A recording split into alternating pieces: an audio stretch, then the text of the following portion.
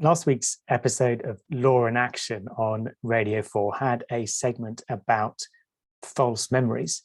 Joshua Rosenberg interviewed someone who was talking about how it's possible through attempts to recover lost memories to inadvertently create memories, which the person who has the memory genuinely believes to be true memories of something that happened, but it turns out that they're not.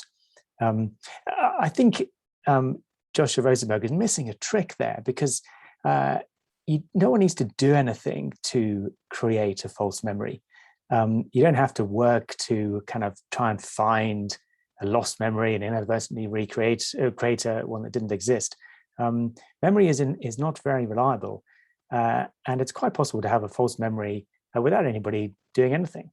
Malcolm Gladwell covers this on his podcast, Revisionist History. It's the episode called Free Brian Williams, which is about a journalist called Brian Williams who recounts a story of his escape from Iraq, which turns out to be very inaccurate, and his career is destroyed because of that.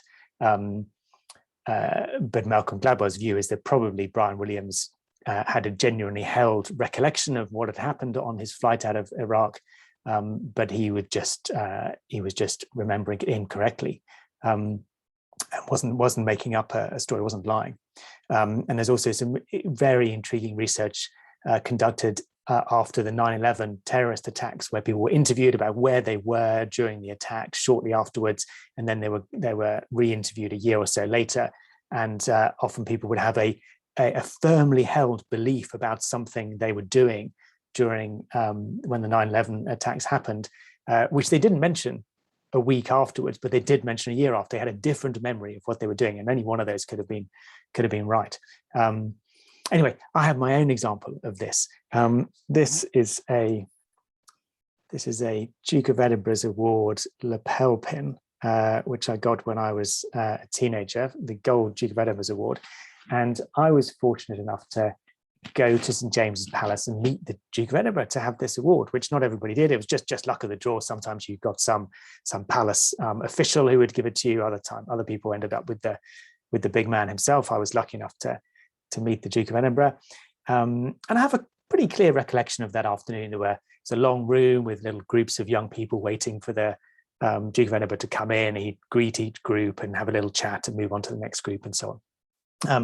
And the thing that stuck in my mind about him was that he was quite funny, cracked a few jokes, and he was very short, noticeably shorter than other people in the room. And I've often mentioned that over the years, when if he comes up in conversation, I'll say, yeah, he's quite short. And I was watching The Crown on Netflix, the drama about the royal family. And the Duke of Edinburgh is played in that series by Matt Smith. And Matt Smith is pretty tall. And I always thought that was a bit odd as I was watching each episode. Why have they used Matt Smith for the Duke of Edinburgh when Matt Smith is pretty tall, the Duke of Edinburgh is short? I know this because I've met him. And it bugged me enough that I looked up actually how tall the Duke of Edinburgh is or was. Remember, I've met him, been in a room within conversation distance to him, and I'm I have a clear memory of him being quite short, but according to Wikipedia, he was just over 6 foot tall, and that's definitely in the category of tall, not short. Now, I can't explain why I have a memory of him where he's short. It's a very pretty strong memory. I can picture him in the room. I can picture the sort of groups of people and what have you. And my overriding impression is that he was quite short. That's wrong, right? He definitely was not short then. He won't have changed height. He would have been just over 6 foot then, as he was when he passed away. So there you go. Make of that what you will. Now, in mediation, we're not often dealing with evidence in the same way that courts are, but we might often have a situation where two people have a very different version of events. They each have a honestly held recollection of what was said or what was done or what was agreed, and there's two recollections from the two sides are irreconcilable. And that's not because somebody is lying or being malicious. It's just that they both have an honestly held belief about the situation, which is different to the other side's equally honestly held belief.